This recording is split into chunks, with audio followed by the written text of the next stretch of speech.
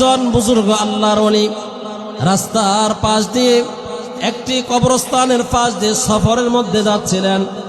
তখন ওই বুজুর্গ ওই কবরস্থানের পাশে দাঁড়ালেন, দাঁড়িয়ে কবর জিয়ারত করলেন। সূরা ফাতিহা, সূরা ইখলাস, ইয়াসিন সূরা, দুরূদ শরীফ পড়লেন। পরে উনি চলে গেলেন। রাত্রিবেলা এশারের নামাজ পড়ে, ইবাদত করে খাবার শেষ করে ঘুমিয়ে গেলেন। গভীর রাত্রিবেলা ওই বুজুর্গ আল্লাহর ওলি স্বপ্ন দেখতেছেন। উনি স্বপ্ন দেখতেছেন যে কবরস্থানের পাশ দিয়ে উনি কবর জিয়ারত করছিলেন, সূরা ইয়াসিনের সওয়াব পাঠাইছেন, সূরা ফাতিহা, সূরা ইখলাস, এরকম ভাবে আর অনেক সূরা পরে উনি কবর জিয়ারত করলেন। আর ওনার ওই সওয়াবগুলো একজন ফেরেশতা এসে ওই সওয়াবগুলো টিসিবির মাল দেয় না, সরকারি মাল, লাইন ধরাইয়া মাদ্রাসা ছাত্রদেরকে দেখেন না নামাজের সময় লাইন ধরে, খাবারের সিরিয়ালে লাইন ধরে, এরকম ভাবে কবরস্থানের মধ্যে সকল মাইয়িতদেরকে লাইন ধরিয়ে সওয়াব বন্টন করতেছে। আর পিছনের সিরিয়ালের ব্যক্তিরা ওই সওয়াব নেওয়ার জন্য পাগলের মতো ছোটাছুটি করতেছে, হাহাকার করতেছে, চিল্লাচ্ছে, চেঁচামেচি করতেছে। আর ওই আল্লাহর ওলি বুজুর্গ লক্ষ্য করে দেখলেন একটি কবরের মধ্যে একজন মা বসে আছে, আর তাদের দৃশ্যগুলা দেখে মিট মিট করে মুস্কি মুস্কি হাসতেছে।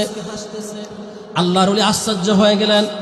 এই কবরস্থানের মধ্যে সকল মাইয়েতরা, পুরুষ মহিলা যারা কবরবাসী, সকলে ওই সওয়াব বন্টন করতেছে। আর সওয়াব কার আগে কে নেবে ফারাফারি করতেছে, একজনের আগে আরেকজন নেওয়ার জন্য চেষ্টা করতেছে।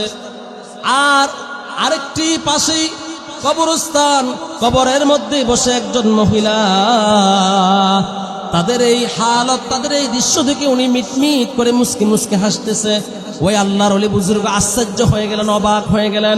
ওই বুজুর্গ ওই মহিলাকে সালাম দিয়ে বললেন, মা, আপনার এই হালত, আপনার এই অবস্থা দেখে তো আমি আশ্চর্য হয়ে গেলাম, আমার মধ্যে কৌতূহল জাগ্রত হইতেছে। সকল মাইয়িতরা, সকল কবরবাসীরা সওয়াব নেওয়ার জন্য পাগল হয়ে গেছে, আর আপনি আপনার কবরের মধ্যে বসে মিটমিট করে মুস্কি মুস্কি হাসতেছেন, ঘটনা কি, রহস্য কি? ওই মহিলা বলে, ওগো বুজুর্গ আল্লাহর ওলি, শোনো, আমি দুনিয়াতে আমার একটি সন্তানকে মাদ্রাসার মধ্যে পড়াইয়া কোরআনের হাফেজ বানাইলাম। আমার ওই সন্তানটা হাফেজ হলো, আলেম হলো। যখন মুয়াজ্জিন সাহেব ফজরের আযান দেন, আসসালাতু খায়রুম মিনান নাওম, ঘুম থেকে নামাজ ভালো, এই আহ্বান করার সঙ্গে সঙ্গে আমার সন্তানটা যখন ফজরের নামাজ পড়তে মসজিদের মধ্যে চলে যায়, ফজরের নামাজ পড়ে, সঙ্গে সঙ্গে ফেরেশতারা ওই সওয়াবগুলো নিয়ে আমার কবরের মধ্যে হাজির হয়ে যায়। আর ওই ফজরের নামাজের সওয়াবগুলো যখন আমার সন্তান পাঠায়, ফেরেশতারা আমার কবরের মধ্যে নিয়ে আসার সঙ্গে সঙ্গে ওই জান্নাতের দরজাটা আমার কবরের সোজাসুজি খোলা হয়ে যায়। বলেন সুবহানাল্লাহ। আমার আর টেনশন করা লাগে না। এবার যখন মুয়াজ্জিন সাহেব জোহরের সময় বলে, হাইয়া আলাল ফালাহ,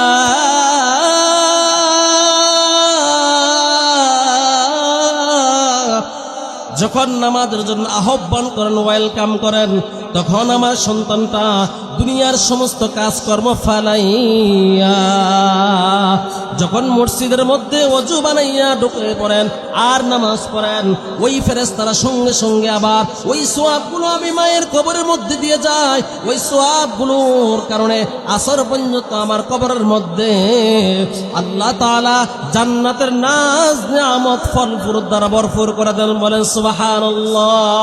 এরকম ভাবে যখন আবার আসরের সময় সময় হয়ে যায়, আসরের সময় যখন আমার মুয়াজ্জিন সাহেব আযান দেন, আবার আমার সন্তানটা নামাজ পড়ে, ওই নামাজের সওয়াবগুলো আবার আমি মায়ের কবরের মধ্যে ফেরেশতারা নিয়ে আসেন, আবার মাগরিবের সওয়াব, এশারের সওয়াব, এইভাবে 5 ওয়াক্ত নামাজের সওয়াব আমার সন্তানটা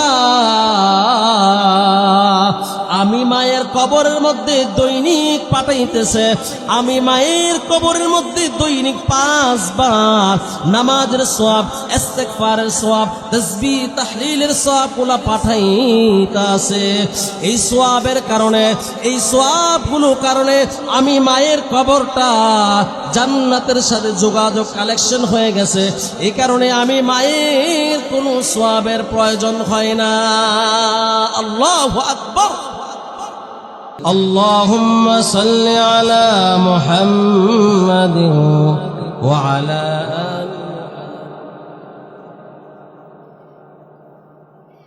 কামা সাল্লাইতা আলা ইব্রাহিম ওয়া আলা আলি ইব্রাহিম ইন্নাকা হামিদুম মাজিদ। আল্লাহুম্মা বারিক আলা মুহাম্মাদিন ওয়া আলা আলি মুহাম্মাদ কামা বারাকতা আলা ইব্রাহিম ওয়া আলা আলি ইব্রাহিম ইন্নাকা হামিদুম মাজিদ। আলহামদুলিল্লাহ সুম্মা আলহামদুলিল্লাহ। মহান রব্বুল আলামিনের দরবারে লাখো কোন শুকরিয়া যে আল্লাহ সুবহানাহু ওয়া তাআলা আমাদেরকে আল্লাহ শত শত হাজারো মানুষ থেকে যাচাই করে বাছাই করে আল্লাহ তাআলার কোরআনের কথাগুলো রাসূল আরবি মুহাম্মাদুর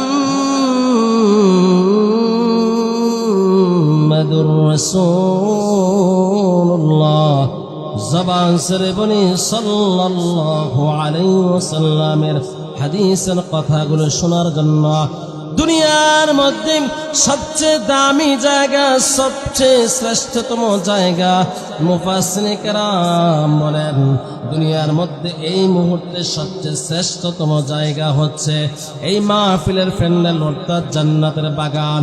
এই বাগানের মধ্যে যে রব্বুল আলামিন আমাকে আপনাকে কবুল করেছেন, এই কারণে আমরা অন্তরের অন্তঃস্থল থেকে শুকরিয়া জ্ঞাপন করি, বলি আলহামদুলিল্লাহ। আল্লাহ তাআলা হবিরগাঁও দক্ষিণ পাড়া হাফিজিয়া নুরানি মাদ্রাসার হাফেজ ছাত্রদের দস্তারবন্দি ও মাদ্রাসার বহুমুখী উন্নয়ন প্রকল্পে এলাকার সকল কবরবাসীর রূহের মাগফিরাত কামনায় 11তম ওয়াজ মাহফিল। এই 11তম ওয়াজ মাহফিলের যারা আমরা মাহফিলের সাথে সম্পৃক্ত হয়েছে অর্থ দিয়ে, সম্পদ দিয়ে, এরা যেভাবে আমরা এই মাহফিলের কাজে শরীক হয়েছি, রব্বুল আলামিন আপনাদেরকে ঘোষণা দিতেছেন, সুসংবাদ দিতেছেন। রব্বুল আলামিন বলেন ওয়ামা উবাররিউ নাফসি ইন্নান নাফসা লাআম্মারাতুম বিসসুই ইল্লা মা রাহিমা রাব্বি। রব্বুল আলামিন বলেন আমি আল্লাহ ইল্লা মা রাহিমা রাব্বি, যাদেরকে আমি আল্লাহ কবুল করি, পছন্দ করি, যাচাই করি, বাছাই করি, আমি আল্লাহ যাদেরকে পছন্দ করেছি, ভালোবেসেছি, আমি আল্লাহ ওই তাদেরকেই হবিরগাঁও এই দক্ষিণ পাড়া হাফিজিয়া মাদ্রাসার মাহফিলের প্যান্ডেলের মধ্যে নিয়ে এসেছি। বলেন সুবহানাল্লাহ। এই এলাকার মানুষ কত ভাগ্যবান, এই এলাকার মানুষ কত ভাগ্যবান। রাসূল আরবি মুহাম্মাদুর রাসূলুল্লাহ সাল্লাল্লাহু আলাইহি ওয়াসাল্লামের একটি বাগান পেয়েছেন। রাসূলের ঘর হচ্ছে মাদ্রাসা। এই যে এই মাদ্রাসাটা আল্লাহ তাআলা কবুল করেছেন, আল্লাহ কবুল করেছেন বিধায় এই হবিরগাঁও দক্ষিণ পাড়ার মধ্যে এই মাদ্রাসা আল্লাহ তাআলা প্রতিষ্ঠিত করে দিয়েছেন। বলেন সুবহানাল্লাহ। আরো খুশির বিষয় হচ্ছে এই হবিরগাঁও নিবাসীকে আল্লাহ তাআলা এত পছন্দ করেছেন যে রব্বুল আলামিন আপনাদেরকে নবীর একটি ঘর, এই মাদ্রাসাটা প্রতিষ্ঠিত করে আল্লাহ তাআলা। এই মাদ্রাসার যিনি মুদারিস হাফেজ মাওলানা ইলিয়াস সাহেব, উনি ওনার মেহনত, উনি ওনার পরিশ্রম দিয়ে, ওনার মেহনত দিয়ে এই মাদ্রাসার ছাত্রদেরকে সূরাতুল ফাতিহা থেকে সূরাতুন নাস এই সিনার মধ্যে ওনার ওসিলা, ওনার অবদানে, মাদ্রাসার হাফেজ সাহেবদের অবদানে আজকে এই মাদ্রাসার ছাত্ররা সূরা ফাতিহা থেকে সূরা নাস মুখস্থ করেছেন। তারা এই কোরআনের হাফেজ হয়ে সংবর্ধনা পাগড়ি নেবেন। বলেন আল্লাহু আকবার। আপনারা এত ভাগ্যবান, আপনাদের ভাগ্যের মধ্যে আল্লাহ তাআলা এত সুন্দর একটি নিয়ামত দান করেছেন, এত সুন্দর একটি নবীর ঘর সাজাইয়া দিয়েছেন, যে ঘর থেকে কোরআনের হাফেজ তারা সিনার মধ্যে কোরআন ঢুকিয়ে আপনাদের এলাকা থেকে যাবে। ওই যে কাল হাসরে মাঠে বিশ্বনবী মুহাম্মদুর রাসূলুল্লাহ সাল্লাল্লাহু আলাইহি ওয়াসাল্লাম যখন সিজদার মধ্যে পড়ে ইয়া উম্মতি বলবেন, আর সিজদা থেকে মাথা তুলবেন না। আল্লাহ বলবেন, ওগো বন্ধু, ওগো আমার হাবিব, আপনি মেহেরবানি করে আজকে কান্না করবেন না, আপনি সিজদা থেকে মাথা তোলেন, সিজদা থেকে মাথা তোলেন। তখন নবীজি বলবেন, ওগো আমার মালিক, ওগো আল্লাহ, আমি ততক্ষণ পর্যন্ত মাথা তুলব না যতক্ষণ পর্যন্ত আমি নিশ্চিত না হব আমার একটা উম্মত জান্নাতে ঢোকা বাকি আছে, আমার উম্মত জাহান্নামে যাবে। আমি নবী হয়ে সেইটা সহ্য করতে পারবো না, এ দৃশ্য আমি দেখতে পারবো না, এ দৃশ্য আমি সহ্য করতে পারবো না। তখন আল্লাহ তাআলা বলবেন, ও আমার বন্ধু, আমার দোস্ত, আপনি কি চান বলেন? তখন নবীজি বলবেন, আপনি আমার প্রত্যেকটা উম্মতকে জান্নাতের মধ্যে দেন, আমার উম্মতদেরকে জান্নাতে ঢুকিয়ে তারপরে আমি নবী সিজদা থেকে মাথা উঠাবো। তখন আল্লাহ তাআলা ফেরেশতাদেরকে ডেকে ডেকে বলবেন, ও আমার ফেরেশতারা, শোনো শোনো শোনো, এদিকে আসো, তোমরা দেখো আমার এই উম্মতগুলা, আমার এই বান্দাগুলাকে, আমার দোস্তর এই উম্মতদেরকে কোন উসিলার মাধ্যমে মাফ করা যায় কিনা। তখন ওই ফেরেশতারা এই হবিরগাঁও এলাকার মধ্যে আসবে, হবিরগাঁওয়ের মধ্যে সে তালাশ করে দেখবে ওই যে হবিরগাঁও হাফিজিয়া মাদ্রাসা ছিল, ওই মাদ্রাসার ছোট ছোট বাচ্চাদেরকে কারা কারা মোহাব্বত করত, কারা কারা ভালোবাসত, স্নেহ করত, মায়া করত। ওই মাদ্রাসার যারা মুদারিস ছিল, যারা শিক্ষক ছিল, তাদেরকে কারা মোহাব্বত করত, ওই মাদ্রাসায় কারা দান সদকা করত, মাদ্রাসার উন্নয়নের কাজে শরীক থাকত এবং আল্লাহর ঘরের সাথে সম্পৃক্ত থাকত, আল্লাহর ঘরের সাথে দান সদকা দিয়ে সব সময় লেগে থাকত। এরকম তালাশ করে করে করে দেখবে ওই হবিরগাঁও এলাকার মধ্যে যে ছাত্রগুলা 3:30টার সময় গভীর রাত্রেবেলা ওঠে, তাহাজ্জুদের নামাজ পড়ে, তাহাজ্জুদের নামাজ পড়ে এলাকার মানুষের জন্য দোয়া করে, আর ওই সন্তানদের মা বাবার জন্য দোয়া করে, রব্বির হামহুমা কামা রব্বায়ানি সগীরা ওয়াকুর রব্বির হামহুমা কামা রব্বায়ানি صغيرا এরকম ভাবে ফেরেশতারা তালাশ করতে করতেই দেখবে ওই যে গভীরগাঁও নিবাসী মোহাম্মদ আব্দুল খালেক, আব্দুল মালেক, আব্দুল সালাম এরকম ব্যক্তিরা মাদ্রাসার হাফেজ কোরআনদেরকে লজিং খাওয়াইত, হাফেজ কোরআনদেরকে মাথায় হাত বোলাই দিত। মাদ্রাসার ছোট্ট ছোট্ট ছাত্রদের থাকার জায়গার সমস্যা, তারা মাদ্রাসার উন্নয়নের কাজের জন্য টাকা দিয়ে সম্পৃক্ত থাকত, মাদ্রাসার সাথে সুসম্পর্ক বজায় রাখত, মাদ্রাসার উস্তাদদের খোঁজ খবর নিত। তখন আল্লাহ তাআলা বলেন, ও ফেরেশতারা তোমরা সাক্ষী রাখো, যারা আমার নবীর ঘরের সাথে মুহাব্বত রেখেছে, যারা আমার নবীর ঘরের সাথে সহযোগিতা করেছে, আমার নবীর তালিবে আলেমদেরকে মুহাব্বত করেছে, আজ কঠিন এই বিচারের দিবসে আমি আল্লাহ তাদেরকে ক্ষমা করে দিলাম, আমি আল্লাহ তাদেরকে বিনা হিসাবে জান্নাত দিয়ে দিলাম। বলেন সুবহানাল্লাহ। আপনারা মাদ্রাসার সাথে সুসম্পর্ক রাখবেন তো ইনশাআল্লাহ? আজকে আমাদের এই মাদ্রাসার এই মাহফিলের সম্মানিত সভাপতি শাইখুল হাদিস আল্লামা নোমান সাহেব হাফিজাহুল্লাহ, মুহতামিম ও শাইখুল হাদিস জামিয়া ইসলামিয়া দারুল উলুম মাদ্রাসা, এবং খুব জনপ্রিয় ওয়াইস মাওলানা রিয়াজুল ইসলাম চাঁদপুরি সাহেব, মাওলানা আবুল হাসান রাজাপুরি হাফিজাহুল্লাহ, হাফেজ মাওলানা খুরশিদ আলম সিদ্দিকী, অত্যন্ত প্রিয় ব্যক্তিত্ব বড় ভাই মুফতি আবুল কাসিম সাহেব, ওনারা বয়ান পেশ করবেন। আমরা সকলে ইনশাআল্লাহ সকলে আমরা মাহফিলের প্যান্ডেলের মধ্যে একদম বসে সুন্দরভাবে আদব রক্ষা করে আমরা তাদের বয়ানগুলো শুনব। আল্লাহ তাআলা কবুল করুক, সকলে বলেন আমিন। তাহলে আমি যে কথা বলতেছিলাম, আমরা এই সমস্ত মাদ্রাসাগুলো এগুলা কি নেয়ামত, এগুলা কি নেয়ামত। আমি ব্যাখ্যা করলে আপনাদের বুঝতে সহজ হবে। মনে করেন আপনি বাজার থেকে 1 কেজি আম কিনলেন, 1 কেজি আম কেনার পর 1 কেজি আম আপনি বাজার থেকে বাড়িতে নিয়ে আসলেন।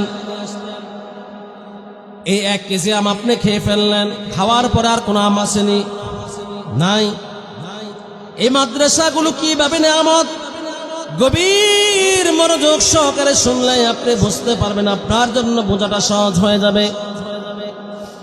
একজন 100 টাকা দিয়ে 1 কেজি আম নিয়ে আসলো, আম খাওয়ার পরে আর অবশিষ্ট নাই।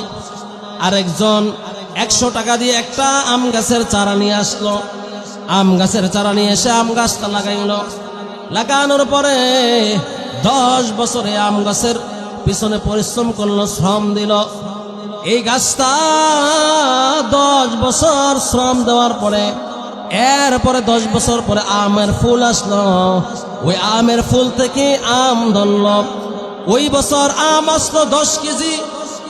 তাহলে এবার চিন্তা করেন, 2 জন ব্যক্তির মধ্যে একজন ব্যক্তি 100 টাকা দিয়ে 1 কেজি আম কিনে ওই একদিনই শেষ না আছে, শেষ হয়ে গেছে না? আর ওনার সাথে আরেকজন ব্যক্তি একটা গাছ কিনলো, গাছ কেনার পর ওই সময় আম পায় নাই, আম খেতে পারে নাই, আমের মজা নিতে পারে না, আমের তৃপ্তি নিতে পারে নাই।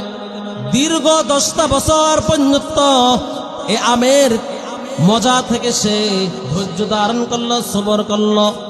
10 বছর পর এবার প্রথম বছরে পেল কত বছর, কত কেজি?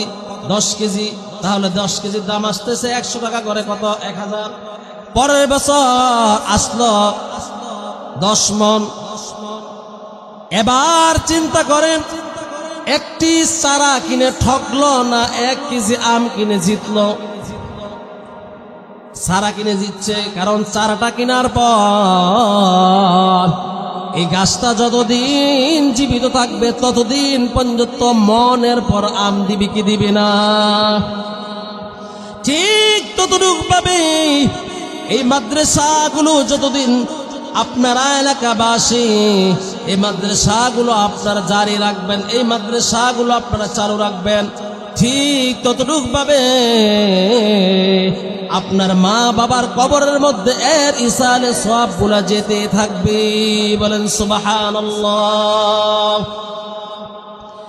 এরপরে যদি আমরা আমাদের সন্তানগুলো এই মাদ্রাসার মধ্যে পড়ায়, তাহলে আমাদের কি ফায়দা, আমাদের কি লাভ?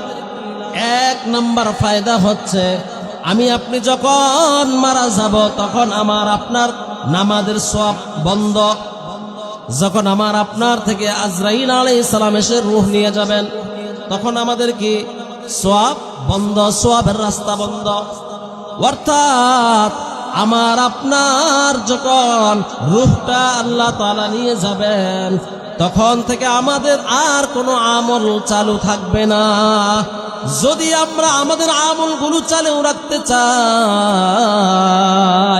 তাহলে আমার একটা সন্তান, আমার একটা ছেলে হোক মেয়ে হোক, যদি আমরা মাদ্রাসার মধ্যে পড়াই, একটা ছেলে হোক মেয়ে হোক, যদি আমরা এই সন্তানগুলোকে হাফেজ বানাইতে পারি, কোরআনের হাফেজ বানাইতে পারি, হাদিসের আলেম বানাইতে পারি, তাহলে ওই সন্তানগুলো যদিও মারা যায়, তারা যত ছাত্র তৈরি করে যাবে, যত মাদ্রাসা তৈরি করে যাবে, ওই কিয়ামত পর্যন্ত এর সওয়াবগুলো আপনার কবরের মধ্যে পৌঁছতে থাকবে। বলেন সুবহানাল্লাহ। ইসাল সওয়াব, এটা কি চালু, এটা চালু থাকবে, এটা আর বন্ধ হবে না। যদি আমি আপনি মারা যাওয়ার পরে ওই ইসালের সওয়াবটা চালু রাখতে চাই, তাহলে আমার আপনার উচিত হবে একটা সন্তানকে দ্বীনি লাইনে, কমপক্ষে একটা সন্তান ছেলে হোক মেয়ে হোক, এটাকে দ্বীনি লাইনের মধ্যে পড়ানো, দ্বীনি লাইনের মধ্যে এটাকে গড়ানো। যদি আমরা দ্বীনি লাইনের মধ্যে, মাদ্রাসার মধ্যে হাফেজ আলেম বানাইতে পারি, দিনদার বানাইতে পারি, তাহলে আমাদের লাভ কি?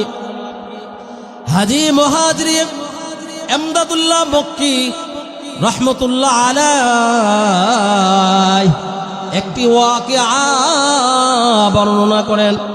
একজন বুজুর্গ আল্লাহর ওলি রাস্তার পাশ দিয়ে, একটি কবরস্থানের পাশ দিয়ে সফরের মধ্যে যাচ্ছিলেন। তখন ওই বুজুর্গ ওই কবরস্থানের পাশে দাঁড়ালেন, দাঁড়িয়ে কবর জিয়ারত করলেন। সূরা ফাতিহা, সূরা ইখলাস, ইয়াসিন সূরা, দুরূদ শরীফ পড়লেন। পরে উনি চলে গেলেন।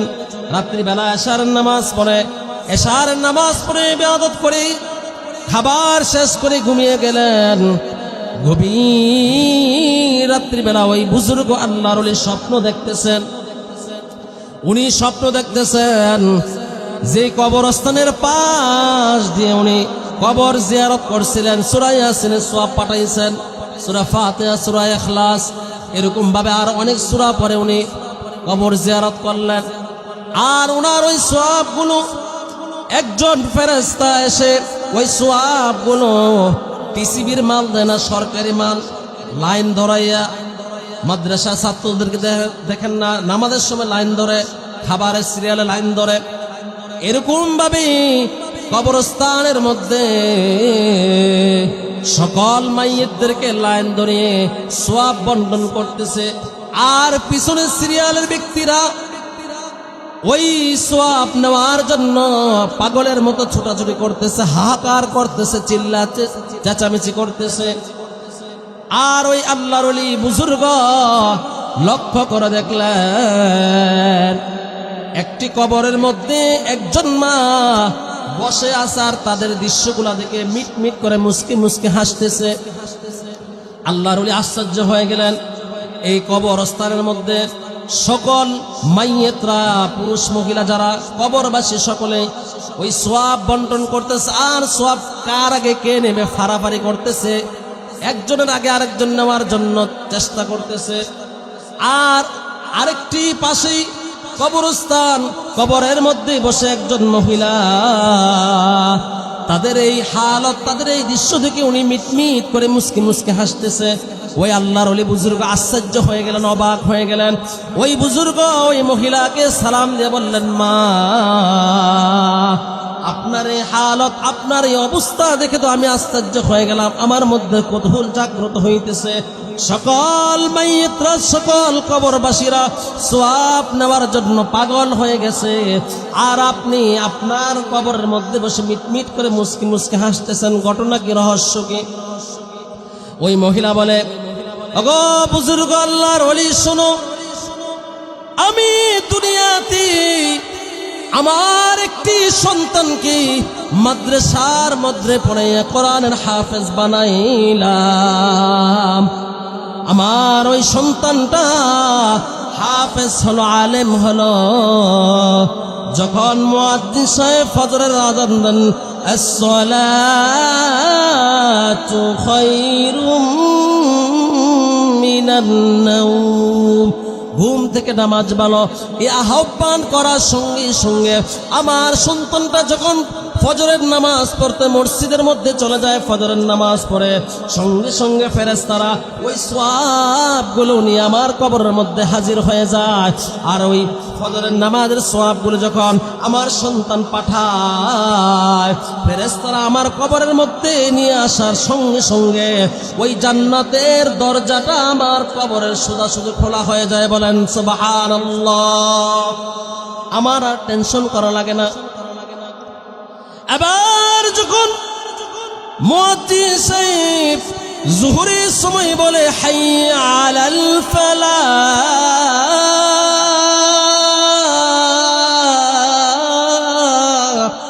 যখন নামাজের জন্য আহ্বান করেন, ওয়েলকাম করেন, তখন আমার সন্তানটা দুনিয়ার সমস্ত কাজকর্ম ফালাইয়া যখন মসজিদের মধ্যে ওযু বানাইয়া ঢুকে পড়েন আর নামাজ পড়েন, ওই ফেরেশতারা সঙ্গে সঙ্গে আবার ওই সওয়াবগুলো আমি মায়ের কবরের মধ্যে দিয়ে যায়। ওই সওয়াবগুলোর কারণে আসর পর্যন্ত আমার কবরের মধ্যে আল্লাহ তাআলা জান্নাতের নাজ নিয়ামত ফল ফুরুত দ্বারা ভরপুর করে দেন। বলেন সুবহানাল্লাহ। এরকম ভাবে যখন আবার আসরের সময় হয়ে যায়, আসরের সময় যখন আমার মুয়াজ্জিন সাহেব আযান দেন, আবার আমার সন্তানটা নামাজ পড়ে, ওই নামাজের সওয়াবগুলো আবার আমি মায়ের কবরের মধ্যে ফেরেশতারা নিয়ে আসেন। আবার মাগরিবের সওয়াব, এশারের সওয়াব, এইভাবে 5 ওয়াক্ত নামাজের সওয়াব আমার সন্তানটা আমি মায়ের কবরের মধ্যে দৈনিক পাঠাইতেছে।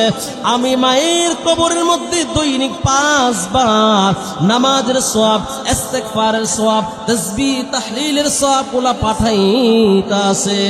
এই সওয়াবের কারণে, এই সওয়াবগুলোর কারণে আমি মায়ের কবরটা জান্নাতের সাথে যোগাযোগ কালেকশন হয়ে গেছে। এই কারণে আমি মায়ের কোনো সওয়াবের প্রয়োজন হয় না। আল্লাহু আকবার। তাহলে বলেন, একটি সন্তানকে যদি এই হবিরগাঁও মাদ্রাসায় পড়ান, আপনারা ঠকবেন না জিতবেন? জিতবেন না? ওই মা মারা গেছে কত বছর আগে, তার সন্তান নামাজ পড়ে দান সদকা করে সওয়াবুল আল্লাহ তাআলা সঙ্গে সঙ্গে ফেরেশতার মাধ্যমে কালেকশন ভাবে পাঠিয়ে দিতেছেন। এখন বলবেন, হুজুর আল্লাহ তাআলা আমাকে কোনো ছেলে দেন নাই, 4টা মেয়ে দিয়েছেন, 5টা মেয়ে দিয়েছেন, 3টা মেয়ে দিয়েছেন, 1টা মেয়ে দিয়েছেন, 2টা মেয়ে দিয়েছেন, তাহলে আমি কি করব?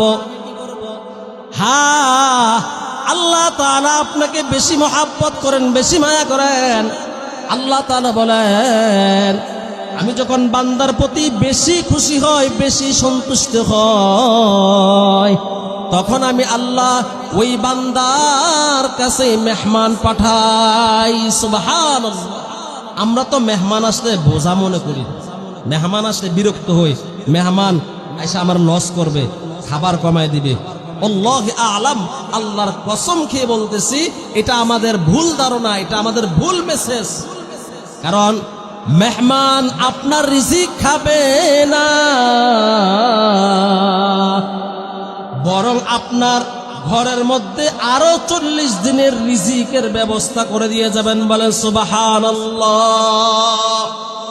যদি আপনার ঘরে মেহমান দাওয়াত দেন, মেহমানদারির ব্যবস্থা করেন, ওই মেহমান খাবে একদিন, আর ওই মেহমানের উসিলায়, ওই মেহমানের বরকতের কারণে আল্লাহ তাআলা আপনার ঘরের মধ্যে আরো 40 দিনের রিজিকের ব্যবস্থা ফয়সালা আসমান থেকে করে দিবেন। বলেন সুবহানাল্লাহ। এই কারণে আমরা মেহমানদারি করাবো তো ইনশাআল্লাহ। কারণ আপনাকে আল্লাহ তাআলা বেশি পছন্দ করলে আপনার কাছে মেহমান পাঠান আল্লাহ। দুই নম্বর হলো আল্লাহ তাআলা যখন কারো প্রতি বেশি মায়া হয়, কারো কাছে যদি আল্লাহ তাআলা কারো কাছে যদি আল্লাহ তাআলা বেশি খুশি হয়ে যান, কারো কাছে আল্লাহ যদি তাকে বেশি পছন্দ করে ফেলেন, ওই ব্যক্তিকে আল্লাহ তাআলা একটি কন্যা সন্তান দান করেন, বলেন সুবহানাল্লাহ। যদি আল্লাহ ওই এলাকার মানুষ ওই ব্যক্তির উপর আরো বেশি খুশি হয়, তখন আল্লাহ তাআলা ওই এলাকা, ওই অঞ্চল, ওই ব্যক্তির উপর দিয়ে রহমতের বৃষ্টি নাজিল করেন, বলেন সুবহানাল্লাহ। তাহলে কন্যা সন্তান হলে আমরা কি অসন্তুষ্ট হব না খুশি হব? খুশি হব। দেখেন আল্লাহ তাআলা আপনাকে মেয়ে দিয়েছেন, কোনো টেনশন নাই। আপনার মেয়ে যদি স্কুলে পড়ান, স্কুলের বিরোধিতা আমি করতেছি না, আমি ফর এক্সাম্পল বাস্তব কথাগুলো আপনার সামনে উপস্থাপন করতেছি। আমার কথাগুলো যদি লজিক হয়, আমার কথাগুলো যদি বাস্তব সত্য হয়, আপনি গ্রহণ করবেন। আর আমার কথা যদি অযৌক্তিক হয়, অবাস্তব হয়, তাহলে আপনি গ্রহণ করবেন না। আপনার সন্তান না স্কুল কলেজ ইউনিভার্সিটির মধ্যে আপনার মেয়ে থাকলে আপনি বাবা হিসেবে টেনশন কম করেন না বেশি করেন? রাস্তা দিয়ে যাওয়ার সময় একটি জিনিস শিকার হয় কি হয় না? কোন সময় ভেগে যায়, কোন সময় পলায়া যায়, কোন সময় কি করে না করে, আপনি টেনশন করেন কি করেন না? সত্য বলবেন, করেন না?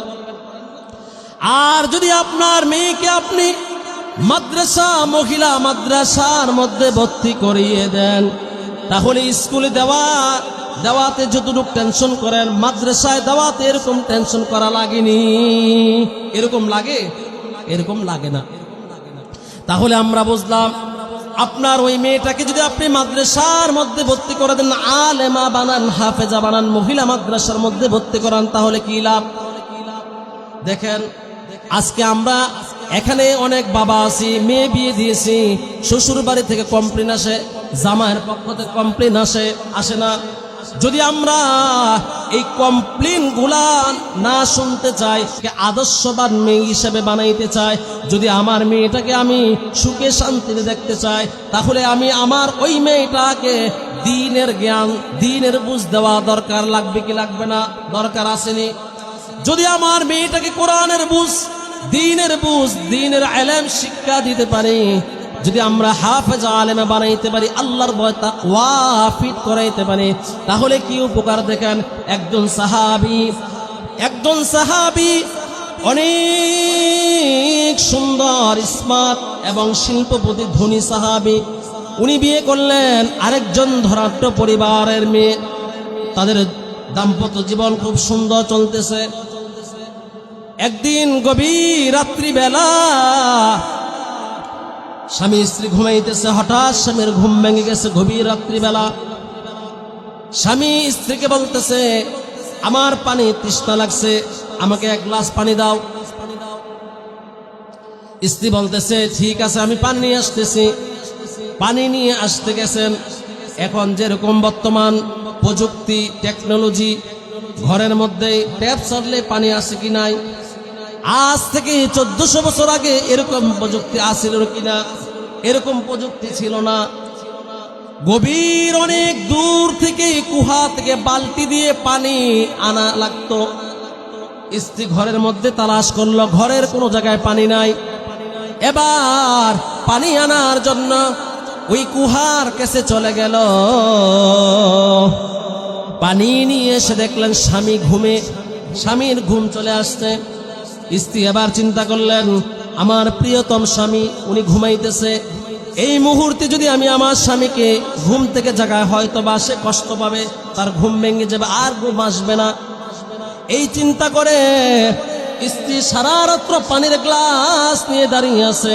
সকাল বেলা যখন মুয়াজ্জিন সাহেব আসসালাতু খায়রুম মিনান নাওম, যখন মসজিদের মাইক থেকে মুয়াজ্জিন সাহেব আজানের সুমধুর আজান দিলেন, তখন স্বামীর ঘুম ভেঙে গেল। স্বামী ঘুম থেকে উঠে আশ্চর্য হয়ে গেলেন, দেখলেন স্ত্রী পাশে পানির গ্লাস নিয়ে দাঁড়িয়ে আছে আর কাঁপতেছে। কারণ সারা রাত্র মহিলা মানুষ পানির গ্লাস নিয়ে দাঁড়িয়েছিল। স্বামী অবাক হয়ে গেলেন, আশ্চর্য হয়ে গেলেন, বলল, তুমি পানি নিয়ে দাঁড়িয়ে আছো? স্ত্রী বলতেছে, স্বামী আমার, আপনি আমার থেকে পানি চাইছিলেন, আর আমি পানি নিয়ে আসার পরে দেখলাম আপনি ঘুমিয়ে গেছেন। ঘরের মধ্যে পানি ছিল না। এই গভীর রাত্রিবেলা আমি কুহা থেকে পানি নিয়ে আসলাম। পানি নিয়ে এসে দেখে আপনি ঘুমে। চিন্তা করলাম আপনার এই কাঁচা ঘুম যদি আমি ভেঙে দিই তাহলে আপনি কষ্ট পাবেন, আপনার আর ঘুম আসবে না। এই চিন্তা করে আপনি আবার কখন ঘুম থেকে উঠে পানি চান, এই কারণে আমি পানি নিয়ে দাঁড়িয়েছিলাম। স্বামী খুশি হয়ে গেল। এরকম দৃশ্য যদি আপনার সাথে ঘটে আপনি খুশি হবেন না? সারা রাত্র আপনার বউ পানির গ্লাস নিয়ে দাঁড়াইছে, আপনার মহাব্বতে ভালোবাসে। এবার ওই সাহাবী তার স্ত্রীর প্রতি সন্তুষ্টি হয়ে খুশি হয়ে বলতেছেন, ও প্রিয়তমা স্ত্রী, আমি তোমার প্রতি 100% সন্তুষ্টি খুশি হয়ে গেছি। তুমি আজকে আমার কাছে যা চাইবা আমি তোমাকে তাই দেব। তুমি আমার কাছে চাও, আমি তোমার সমস্ত চাওয়া পাওয়া গুলা পূরণ করে দেব। স্ত্রী বলতেছে, আপনি বুঝে শুনে বলছেন। স্ত্রী বলতেছে কি, আপনি বুঝে শুনে বলতেছেন? স্বামী হেসে হেসে বলতেছে, হ্যাঁ, আমি বুঝে শুনে সৎ জ্ঞানে তোমাকে বলতেছি, তুমি আজকে আমার কাছে যা চাইবা আমি তোমাকে তাই দিব। এবার স্ত্রী বলতেছে, ঠিক আছে, আপনি আমাকে ওয়াদা করেন। বলে, ওয়াদা করেছি, তুমি আমার কাছে চাও। স্ত্রী বলতেছে, আমি আপনার কাছে তালাক চাই। স্বামীর মাথায় আকাশ ভেঙে পড়ল। তুমি আমাকে ভালোবেসে মহাব্বত করে মায়া করে এত ভালোবেসে সারা রাত্র পানির গ্লাস নিয়ে দাঁড়িয়েছিল আমাকে ভালোবেসে, তুমি কি আমার সাথে মজা করো, দুষ্টমি করো? বলে, না, আমি আপনার সাথে মজাও করি না, হাসিও করি না, তামাশাও করি না, দুষ্টমিও করি না। আমি আপনার কাছে বাস্তবটাই বলতেছি। আপনি বলছেন আপনার কাছে যা চাইব আপনি তাই দিবেন। এখন আমি আপনার কাছে তালাক চাইছি, আপনি আমার কাছে ওয়াদা করছেন, আপনি আমাকে দিতেই হবে। স্বামী অবাক। আপনারা অবাক হয়েছেন না? অবাক হওয়ার বিষয় না। হাই রে, কি বলো তুমি? তোমাকে আমি কোনোদিন মারছি না, তোমার মনের বিরুদ্ধে গেছি না, তোমার কোনো চাওয়া পাওয়া আমি পূরণ করি নাই, এমন কোনো বিষয় আছে না। আপনি আমার সমস্ত হাজত, সমস্ত চাওয়া পূর্ণতা পূরণ করে দিয়েছেন। আমি তোমাকে কষ্ট দিছি না, কষ্টও দেন নাই। তাহলে কেন তুমি আমার থেকে তালাক চাও? স্ত্রী বলতেছে, আপনি এত প্রশ্ন না করে আপনি বলছেন আমি যা চাইবো তাই দিবেন। আমি চাইছি তালাক, আপনি আমাকে তালাক দিবেন। বেচারা স্বামী আটকাই গেছেন। বেচারা স্বামী কি আটকাই গেছে। এবার অনেকভাবে চেষ্টা করতেছে বুঝাইয়া শোনাইয়া কোনোভাবেই তাকে মনটা ঘুরানো যায় কিনা। আল্লাহ নাসর বান্দি ওই মহিলা সাহাবী কোনোভাবেই মানতেছে না, কোনোভাবেই তাকে বোঝানো যাচ্ছে না। এবার দুইজন স্বামী স্ত্রী সিদ্ধান্ত নিলেন, ঠিক আছে, আগামীকালকে আমরা ফজরের নামাজ পড়ে রাসূল আরবি মুহাম্মদুর রাসূলুল্লাহ জবান ছেড়ে বলি সাল্লাল্লাহু আলাইহি ওয়াসাল্লামের কাছে যাব। নবীজি যে ফয়সালা দিবেন আমি সেটাই মাথা পেতে নেব। স্ত্রী বললেন, ঠিক আছে, নবীজি যে রায় দিবেন আমরা সেই রায়টাই মেনে নেব, সেই সিদ্ধান্ত আমরা মেনে নেব। এবার দুইজন ফজরের পরে রওনা দিলেন নবীজির দরবারে, নবীজির কাছে। যাওয়ার পথে প্রতিমধ্যেই ওই সাহাবী হঠাৎ করে অ্যাক্সিডেন্ট করলেন। একটা পাথরের সাথে উস্তা খেয়ে একটা পাথরের সাথে আঘাত পেয়ে পাওটা ছিঁড়ে রক্ত বাহির হইতেছে, অর্থাৎ তার পাওটার মধ্যে অনেক প্রচন্ড আঘাত পড়ছে। এমন অবস্থায় স্ত্রী দেখলেন পানির স্বামীর পাও থেকে রক্ত বাহির হইতেছে। এবার স্ত্রী তার ওড়না দিয়ে স্বামীর পাওটাকে শক্ত করে বাঁধলেন, রক্ত বন্ধ করলেন। রক্ত বন্ধ করার পর স্বামী বলতেছে, চলো আমরা যাই নবীজির কাছে। স্ত্রী বলতেছেন, না না, নবীজির কাছে আর যাওয়া লাগবে না, চলেন আমরা বাড়িতে ফেরত যাই। স্বামী বলতেছে, না, তুমি সারা রাত্র আমার কাছে তর্ক বিতর্ক করলা, তালাক চাইতে তুমি আমার সংসার আর করবে না, আমার সাথে আর থাকবে না। চলো আমরা দুইজন নবীজির কাছে যাই, আমি এখন হেঁটে যেতে পারবো, আমার এখন আর সমস্যা নাই, আমি এখন যেতে পারবো। রক্ত বন্ধ হয়ে গেছে, পায়ের রক্ত বন্ধ হয়ে গেছে। স্ত্রী বলতেছে, না চলেন, আমি আর তালাক চাই না, আর নবীজির দরবারে এই মুহূর্তে যাওয়া লাগবে না, আপনার থেকে আমি আর তালাক চাই না, এখন থেকে আমি আর আপনার কাছে তালাক চাবো না, এখন থেকে আমি আপনার সাথে সংসার করব।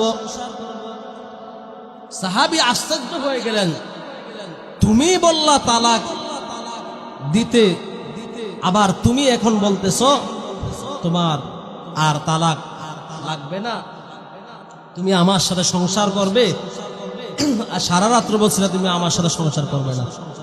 আমি এখন অ্যাক্সিডেন্ট হইলাম, রক্ত বন্ধ হয়ে গেছে, আমি যেতে পারবো, আমার সমস্যা নেই, চলো। বলতেছে, না চলেন আমরা বাড়িতে ফেরত যাই। এবার স্বামী ওই সাহাবী ও নাসরবান্দা বলতেছেন, তুমি যদি রহস্যটা যদি প্রকাশ না করে তাহলে আমি এখান থেকে লড়ব না, আমি নবীজির দরবারে যাব, তুমিও আমার সাথে যেতে হবে। তোমার এই রহস্যটা উন্মোচন করো, প্রকাশ করো, কি এমন কারণে তুমি আমার থেকে,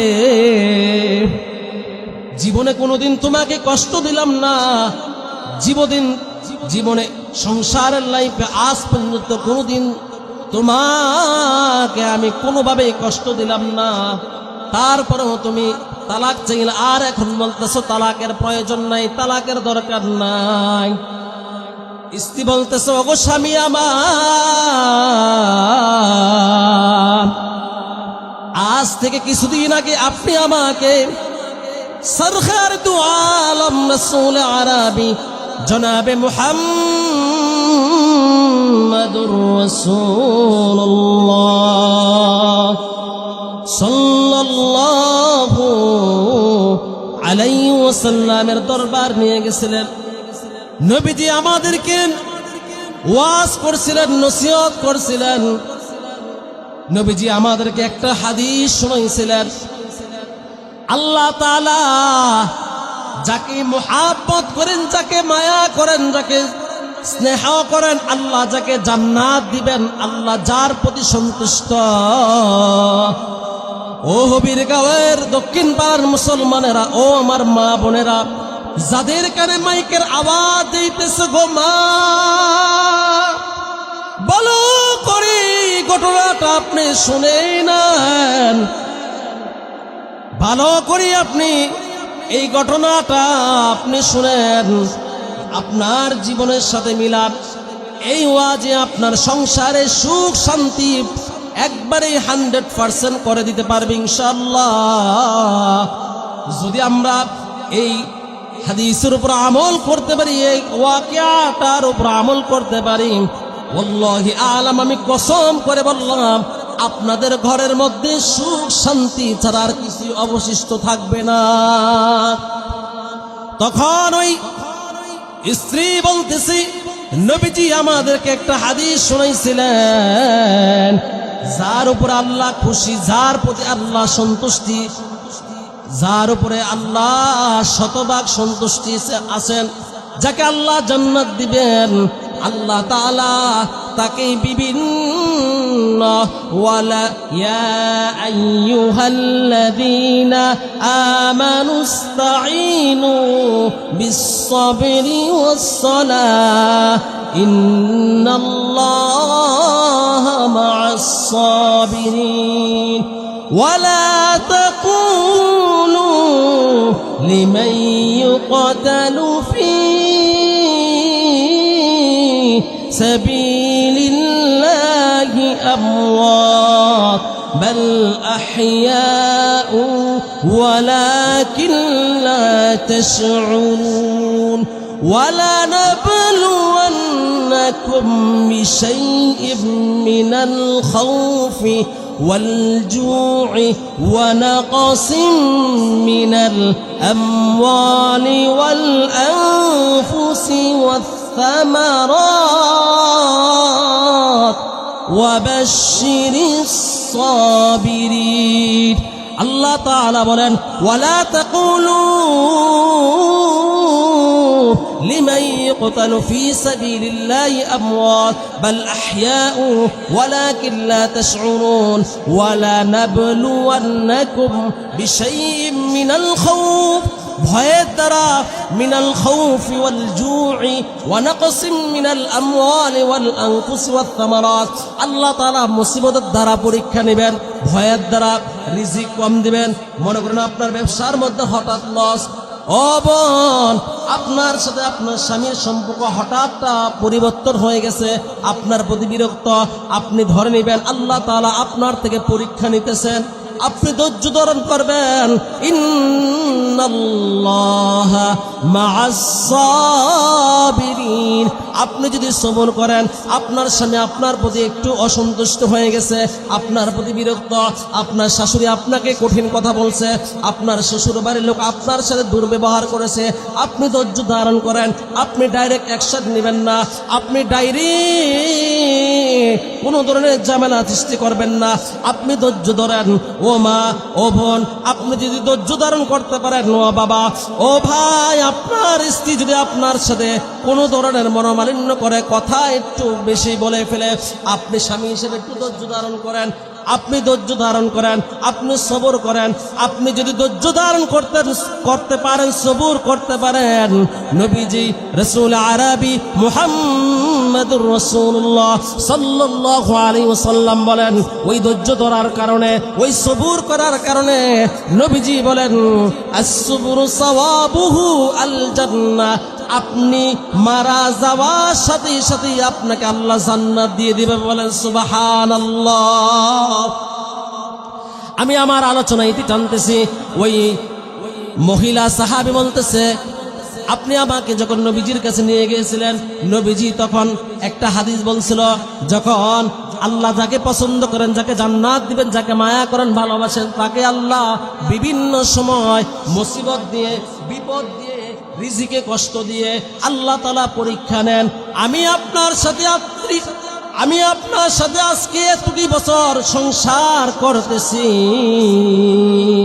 ওগো স্বামী আমার এত বছরের সংসার জীবনে আমি কোনোদিন দেখলাম না আপনার ঘরের মধ্যে অভাব আমি কোনোদিন দেখলাম না আপনি পেরেশানির মধ্যে আছেন আমি কোনোদিন দেখলাম না আপনার বিভিন্ন মুসিবতের মধ্যে আছেন আপনার উপরে কোনো মুসিবত নাই আপনার সংসারের মধ্যে কোনো অভাব পাই না এই কারণে আমি সিদ্ধান্ত নিলাম এই কারণে আমি বুঝে পারলাম নবীজি বলছিলেন যাকে মুসিবত নাই না আল্লাহ যাকে পছন্দ করেন তাকে আল্লাহ বিভিন্ন সময় মুসিবত দেন বিপদ দেন অসুখ দেন টেনশন দেন কিন্তু আপনার ঘরে আপনার সাথে এত বছর সংসার করার পরে কোনোদিন আমি মুসিবত দেখলাম না অভাব অনটন দেখলাম না এই কারণে আমি মনে মনে ভাবলাম হয়তো বা আল্লাহ আপনার প্রতি সন্তুষ্টি না আপনার প্রতি আল্লাহ রাজি না খুশি না এই কারণে আপনার সংসারে কোনো অভাব নাই আপনার উপরে কোনো মুসিবত নাই আপনার কোনো টাকা পয়সার কোনো টেনশন করা লাগে না আপনি শুধু সুখী আছেন এই মহা সুখ থাকার কারণে আমি সিদ্ধান্ত নিলাম যেহেতু আল্লাহ পছন্দ করেন না